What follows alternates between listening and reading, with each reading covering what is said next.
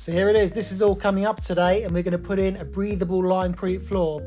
So the problem with this is it's a solid concrete slab poured directly onto earth. It was probably put in the 1940s, 1950s, and it doesn't allow water vapour to pass through it. So what it ends up doing is forcing the water vapour along it, and then it ends up going up the wall and causing damp. So today we're going to dig this out and start to lay a traditional Limecrete floor.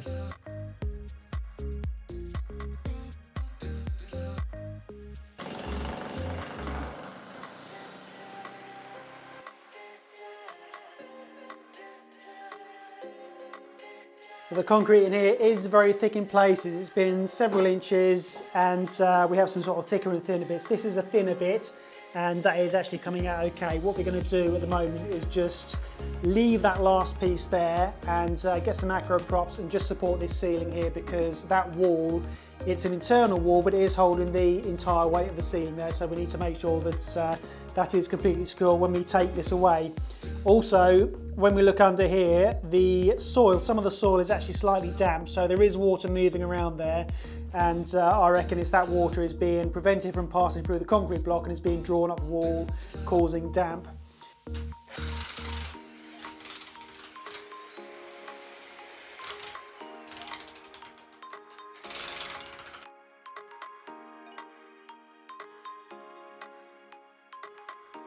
This house has had some work done to it many years ago, probably 1900s or something, and they have taken out the beam at the bottom there, the sole plate beam, and put in a modern foundation there.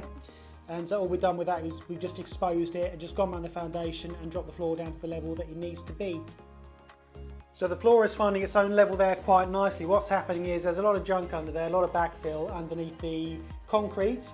And we're digging that out, and what it's doing is naturally separating at roughly the level that we need to put the expanded clay in there. So that is separated quite nicely. That's quite a clay sort of floor, and the rest of it is fairly dry backfill, so it's separated very nicely. This is the last bit we're going to dig out. This is supporting an internal wall here that is holding up the ceiling. So what we're not going to do is sort of go back and undermine that wall. I'm going to take off the top of the concrete there, and then with the earth underneath, I'm just going to leave a sort of a mound coming down there about where it is now, just so that we don't dig underneath that wall. And then I'm going to put whatever expanded clay I can on top of it, and then put the Limecrete on it. It doesn't matter if that's slightly too shallow. I prefer to leave the wall there properly supported.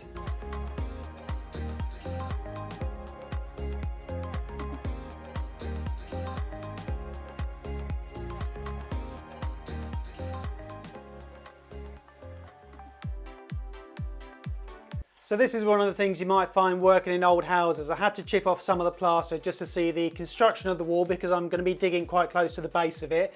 And I found this lovely brick and lovely old oak beams in there, same with the fireplace as well. So I'm going to leave that exposed as a feature, and then I'm going to take some of this earth back at the base and just be very careful with that. Double check the foundation of the wall, and it may be the case, instead of leaving a very shallow earth bank there, I can actually take it all away. So we'll see what happens.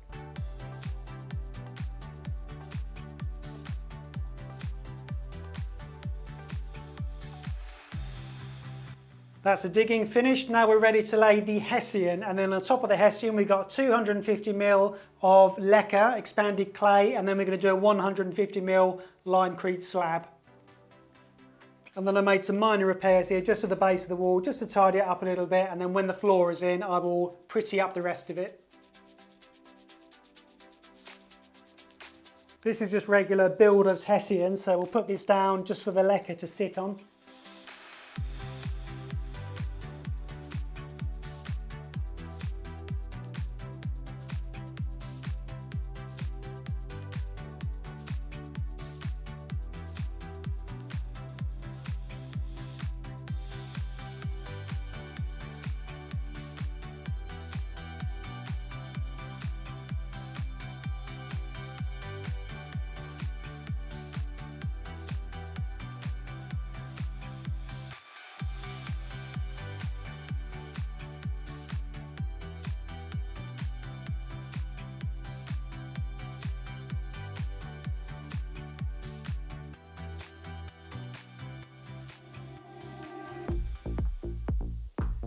That's a hessian down. Really nice smell in here. It smells so good. So that's gone down okay. Just cut it to shape and lay it on the floor. Overlap it a little bit.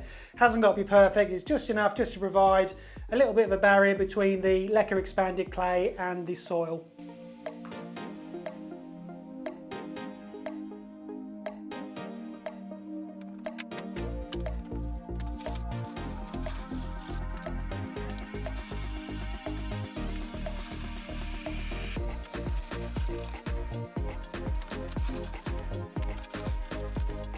Right, that's 30 50-litre bags, 30 more to go.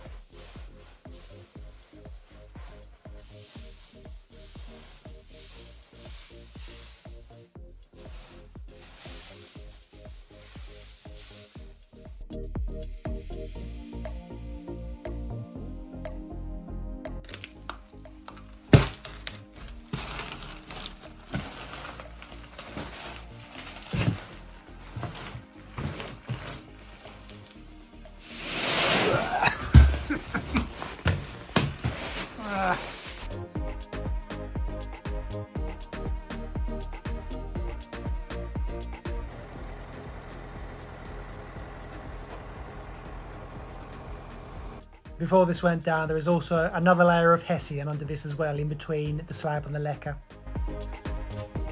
So there it is, just finished laying the line for the floor.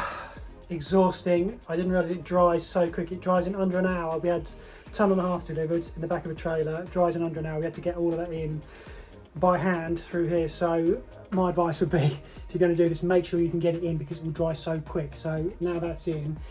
When I do the next floor, I will definitely be looking at a company to pump this in, because there is no way I'm having a whole delivery like that again, because as I say, it is just drying so quickly. If I was to mix it up in the garden, probably it would be easier because you'd be sort of putting it in as you go, smoothing off as you go, and you wouldn't have the whole lot sitting out there drying. So yeah, that's what I've done on that one. As you can see, that is absolutely exhausting. Okay, also you've got to be very careful when you're working with lime, because there is a risk of chemical burn. So that is the burn on my leg there, where the lime is actually eating through the skin where the bucket was rubbing. And there is another one here. It actually goes through and draws blood. So that is the lime basically eating through my skin. Another one here. So yeah, that will actually draw blood, and yeah, quite painful. So I'm going to put a bit of something on that. But yeah, be very careful. I sort of did know of the risk, but I mean, we had to get this in quickly and the bucket was rubbing, and I think that's what it is. So yeah, if you're doing this, you know, wear long sleeves and just be very careful not to get the lime on you, because it absolutely will eat through your skin, and yeah, it's pretty painful. And here it is. So it went down okay. It's slightly rough surface, more than I was expecting, because it was drying so quickly as we were trying to spread it. So this is a screed going down. If I was doing this again, I'd probably make it double the thickness. We had to do it this thickness because we'd actually laid the floor slightly too high. And then we've got the mixer going on, so that's a 1-in-3 mix. It does ball up in the mixer, so it is important to tilt the mixer forward and make sure that it isn't balling up too much. And quite a dry mix we're using there as well. And that's the result. So it did go down okay. The one thing I did notice with it is there are a few cracks that develop very, very quickly within an hour of actually laying it. So what I'm doing, I think the mistake there was putting it down on a floor that was too dry, and I have actually started to soak the floor. Did have a read up, and apparently a few other screeds do crack, so I don't think it's a major issue, and we have got the fibres in there as well. However, I did manage to minimise any further cracking by spraying it twice a day, just keeping it moist, just to allow the water to soak in so it doesn't dry out too quickly, bearing in mind the floor is quite dry underneath. And then once it's had its initial set, it does carry on setting, I believe it's chemically for another month or another 2 months. So for the next 10 days, I have been spraying it down with water just to allow that chemical reaction to continue and just ensure that it doesn't dry out too much. I did consider putting a cork edging around the outside of the screed, but it was a combination of things. I couldn't actually find any suitable cork. I'm not using underfloor heating, and I only have one external wall there, so instead of using a man-made alternative, I decided to miss the cork out there.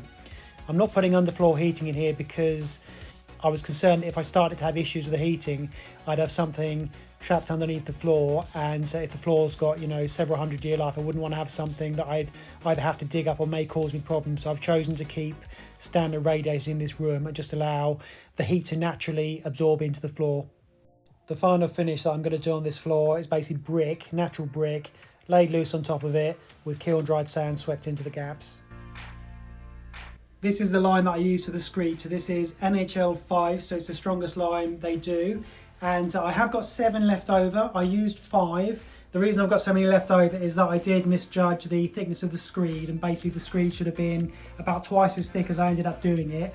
And I couldn't do the screed any thicker because the Limecrete slab was laid a little bit too high. But yeah, that's something I will consider for next time.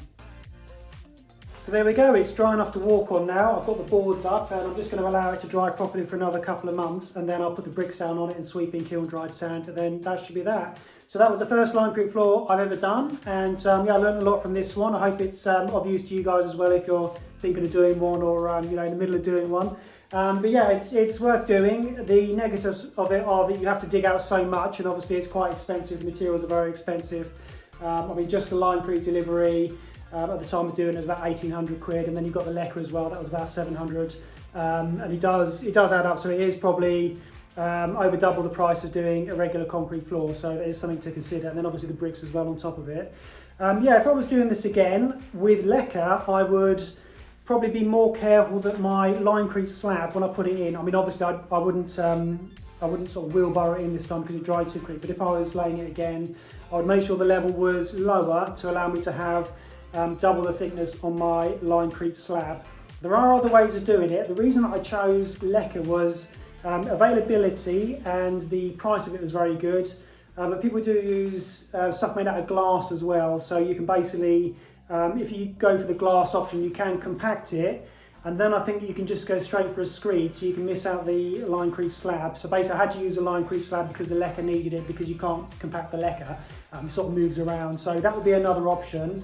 I think on the whole I would stick with the Leca because it just sort of seems a more natural material to use, and obviously I've got the hessian in there as well, and I haven't gone for anything man-made. So I probably made life more difficult myself, but I do have another floor to do, and I will be using Leca as well. So yeah, the experience hasn't put me off there.